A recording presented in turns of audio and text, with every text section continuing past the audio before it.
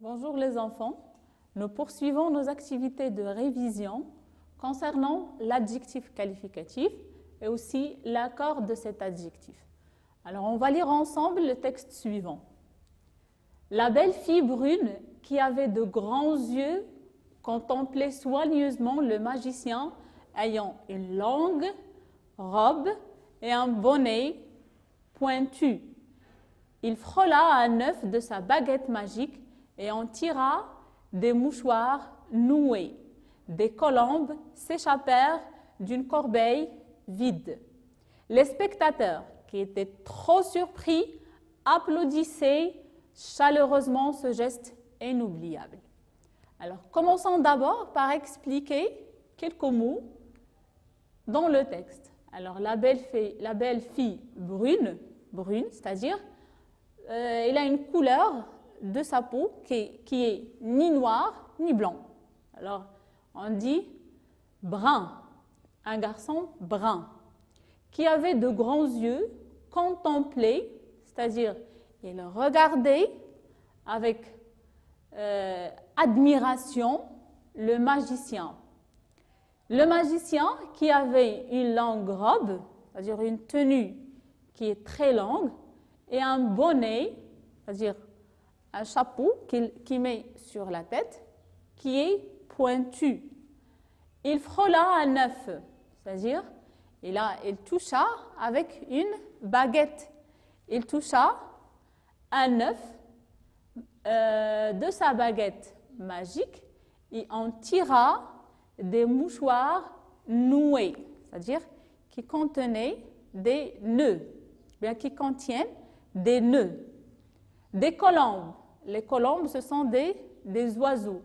S'échappèrent, c'est-à-dire ils fuient, d'une corbeille vide. La corbeille, vous avez dans vos classes des corbeilles où vous mettez les ordures. Les spectateurs, c'est-à-dire les gens qui regardent le spectacle, qui étaient trop surpris, applaudissaient, c'est-à-dire ils encourageaient chaleureusement, c'est-à-dire il encourageait fortement, il applaudissait beaucoup ce geste inoubliable qu'ils ne peuvent pas oublier. Alors pour commencer, je vous demande d'identifier le nombre de phrases. Une phrase commence toujours par majuscule et se termine par un point ou un point d'interrogation ou bien un point d'exclamation et les deux points d'explication.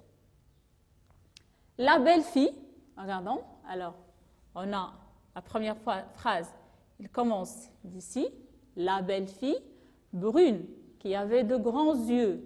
Qu'est-ce qu'elle fait? Elle contemplait soigneusement le magicien ayant une longue robe et un bonnet pointu. Voilà la première phrase. Alors, il commence d'ici et se termine ici.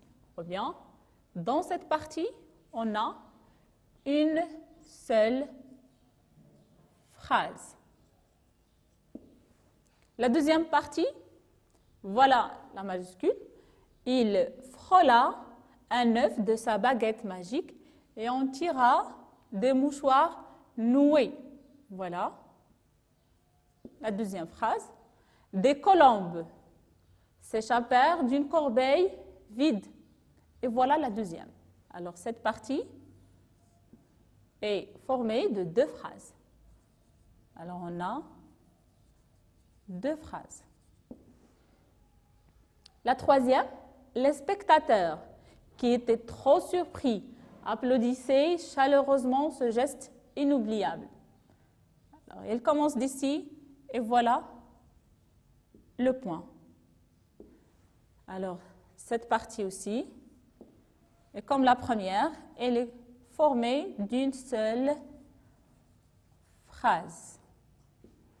Très bien. Alors, comme vous le voyez, parfois, une partie peut être formée, bien un paragraphe peut être formé d'une seule phrase.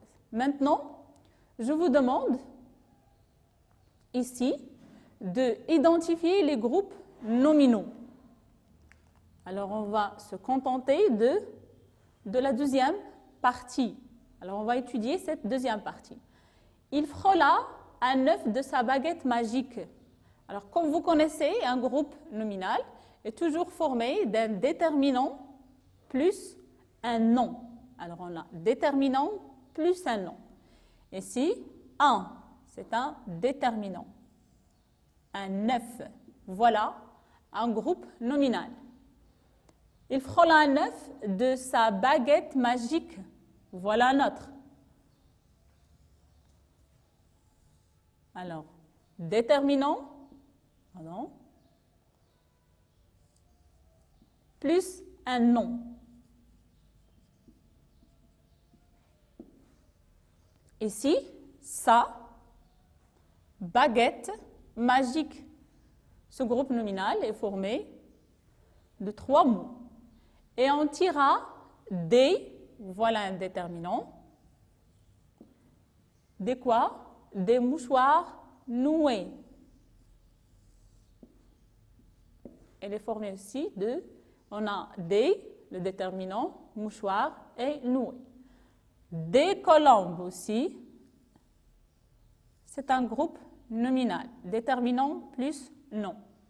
S'échappèrent d'une corbeille, comment? Alors, la corbeille vide. Qu'est-ce que vous remarquez? Alors, pour le premier groupe nominal, alors on a un œuf.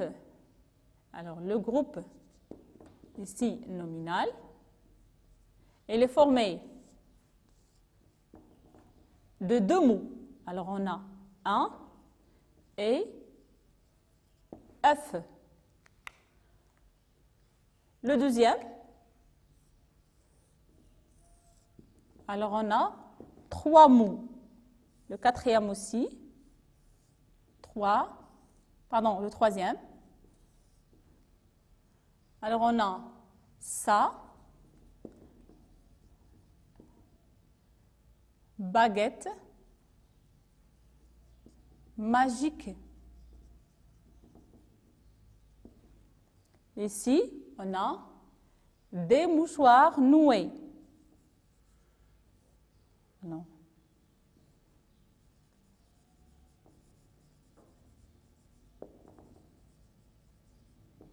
Et à la fin, une corbeille.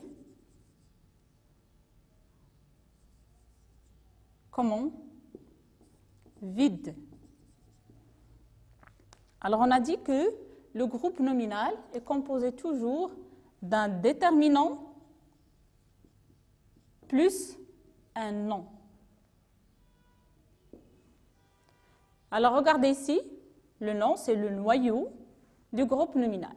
Un œuf, sa baguette, des mouchoirs, une corbeille.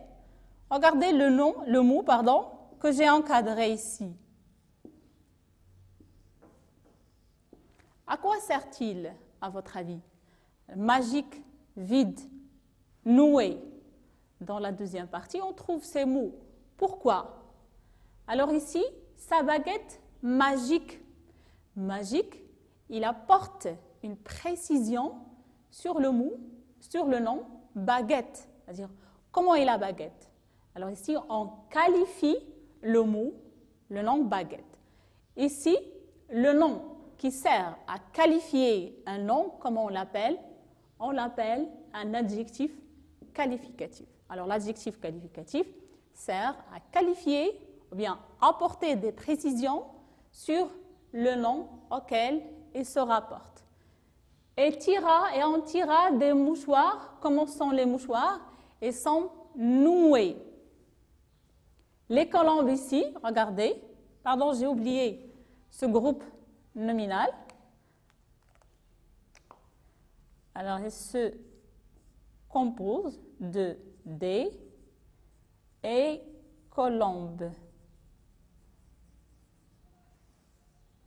Ici, est-ce qu'on a apporté des précisions sur le nom colombe? Non. Alors, comment sont les colombes? On ne sait pas comment ils sont. Des colombes s'échappèrent d'une corbeille. Comment est la corbeille? Elle est vide. Alors ici, on a qualifié le mot corbeille en utilisant le mot vide. Très bien. Alors maintenant, on va chercher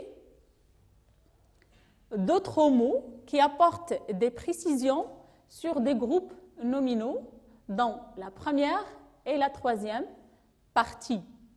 Alors ici, la belle fille brune. Ici, on a déterminant, non.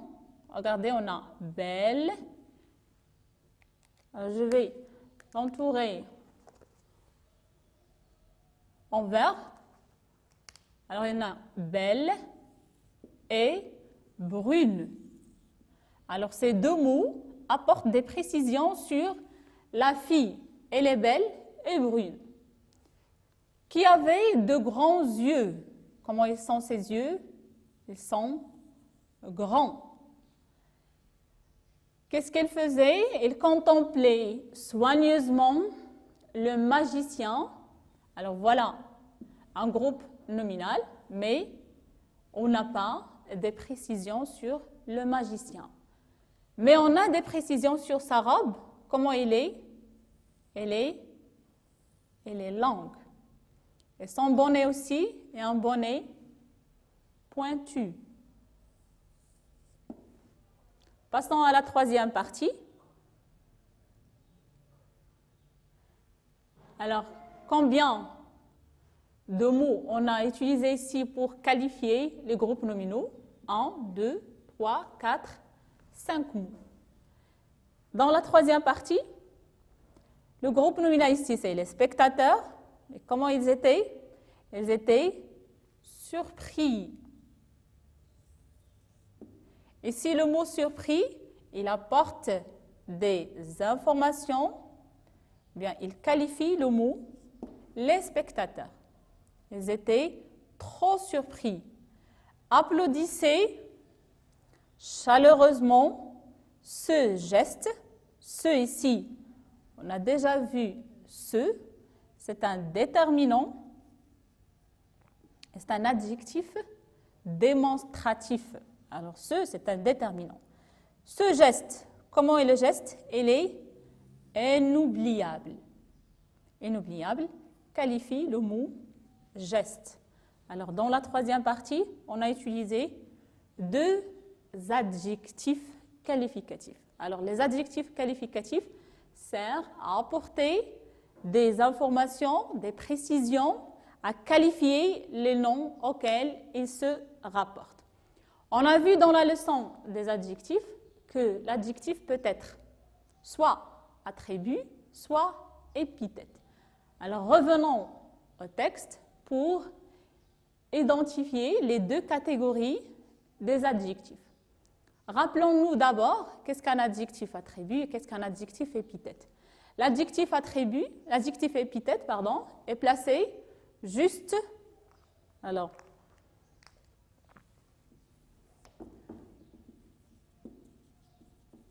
l'adjectif qualificatif attribut, on va commencer par l'épithète.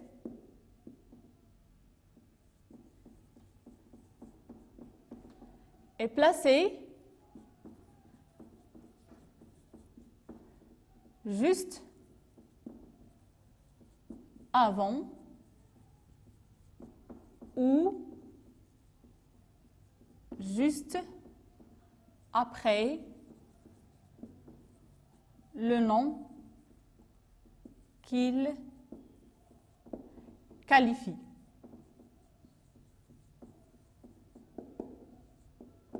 Ça, c'est pour l'adjectif épithète.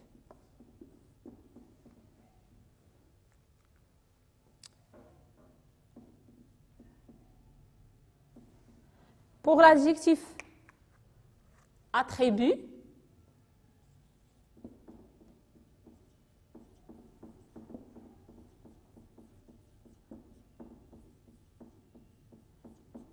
elle est reliée, alors adjectif attribut, est relié au nom qu'il qualifie par quoi? Par un verbe qui exprime l'état.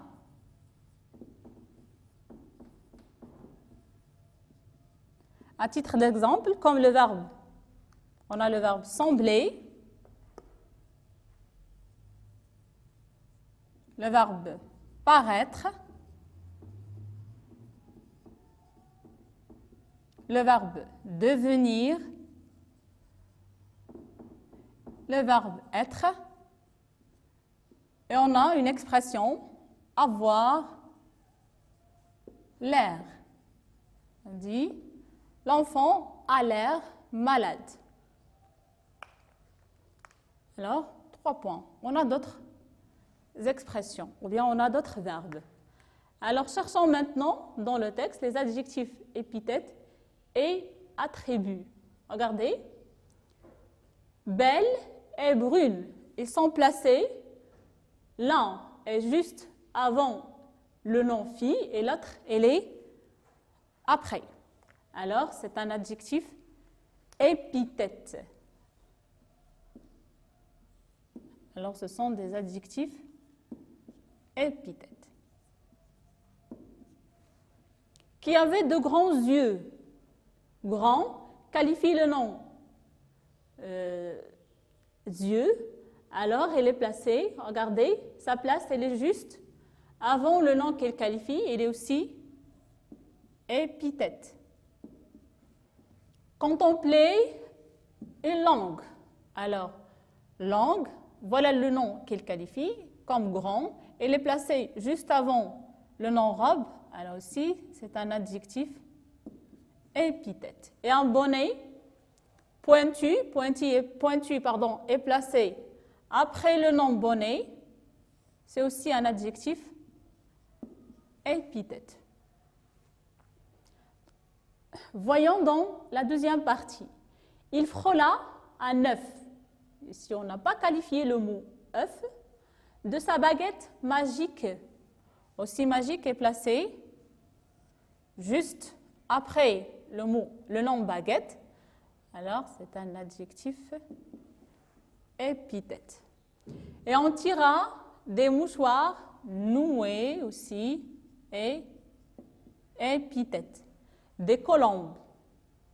Alors, on ne les a pas qualifiés. S'échappèrent d'une corbeille vide. Vide aussi et épithète. Regardez ici, les spectateurs qui étaient trop surpris. Regardez ici, l'adjectif surpris qualifie le nom les spectateurs, mais elle est reliée par un verbe qui exprime l'état, c'est l'auxiliaire être. Alors, je vais l'entourer en bleu. Regardez, c'est l'auxiliaire. C'est le verbe être. Était, c'est le verbe être ici conjugué à l'imparfait. Surpris, puisque cet adjectif est relié au nom qu'il qualifie par l'auxiliaire être, alors c'est un adjectif comment? Il est attribut.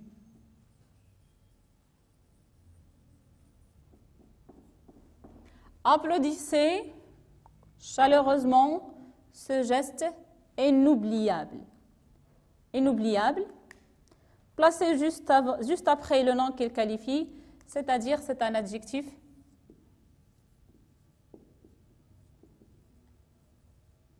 épithète. Maintenant les enfants, on va réécrire la première partie en remplaçant fille par garçon et robe par pantalon. Alors, réécrit en remplaçant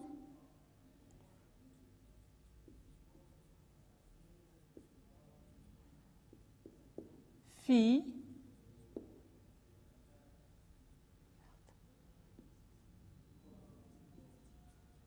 par garçon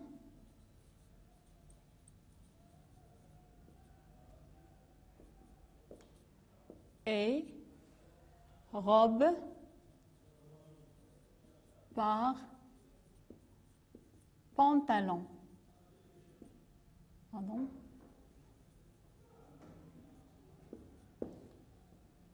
Alors, qu'est-ce qu'on va faire? La belle fille brune. Ici, le nom fille doit être remplacé par garçon. Et si fille, c'est un nom singulier et féminin. Garçon, c'est un nom masculin.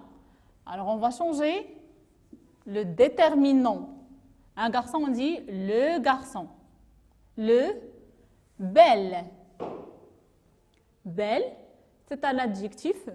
En masculin, qu'est-ce qu'on dit? Un beau. Alors, le beau garçon. Brune. Regardez ici. Qu'est-ce qu'on a ajouté à l'adjectif? Puisque la fille, c'est un nom féminin, brune porte le signe de féminin, le E. Si on va supprimer le E du féminin, qu'est-ce qu'on va dire? On va dire brun. Le beau garçon, brun, qui avait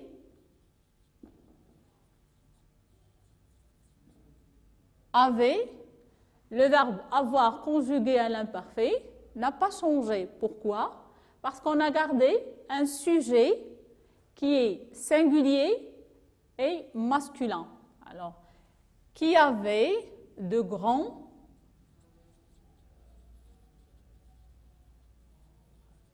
yeux contemplés.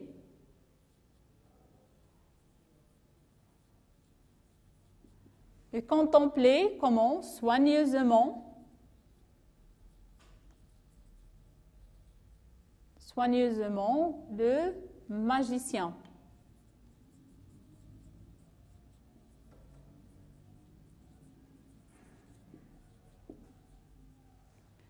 Ayant, c'est-à-dire qui avait, ayant, ici, on va changer, ou bien on va remplacer le mot robe par le mot pantalon. Ici, le mot robe, c'est un nom qui est singulier et féminin. Pantalon, c'est un nom singulier aussi, mais pas féminin. Il est masculin. C'est-à-dire que l'adjectif doit s'accorder. Alors, l'adjectif s'accorde en genre, et en nombre avec le nom qu'il qualifie. Langue ici, c'est un adjectif féminin et singulier, car le mot robe est aussi féminin et singulier. Langue au masculin, qu'est-ce qu'on doit écrire? Alors, ayant, on doit d'abord changer le déterminant. Une, on va dire un. Ayant, un. Long, langue, on dit long. Un long pantalon. Alors, on a supprimé le E du féminin, car le mot pantalon, c'est un nom qui est masculin. Et un bonnet,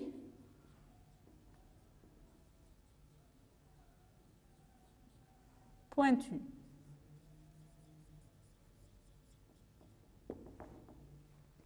Maintenant, regardez, on va faire la même chose. On va réécrire la troisième partie en remplaçant le mot spectateur par spectatrice. Alors, on va réécrire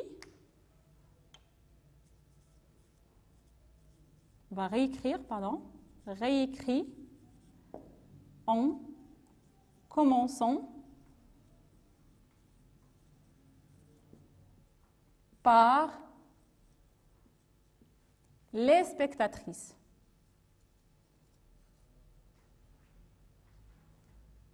pardon,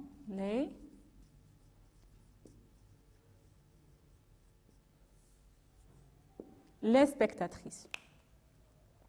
Regardez le sujet ici, les spectateurs. C'est un nom qui est au pluriel, car il commence par le déterminant les. Alors, les spectatrices, c'est un nom féminin ici. Alors, on a commencé par un sujet féminin et pluriel. Les spectatrices qui étaient, regardez, trop.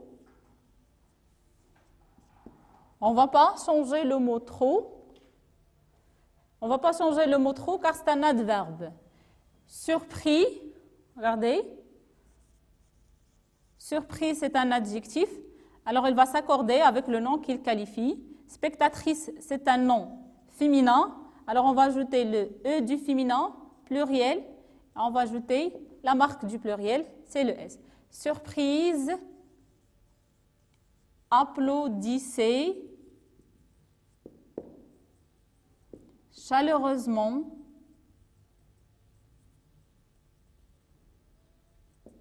ce geste inoubliable. Alors, l'adjectif qualificatif s'accorde en genre et en nombre avec le nom qu'il qualifie. Alors, comme ça, notre séance touche à sa fin. Je vais vous retrouver dans une autre séance.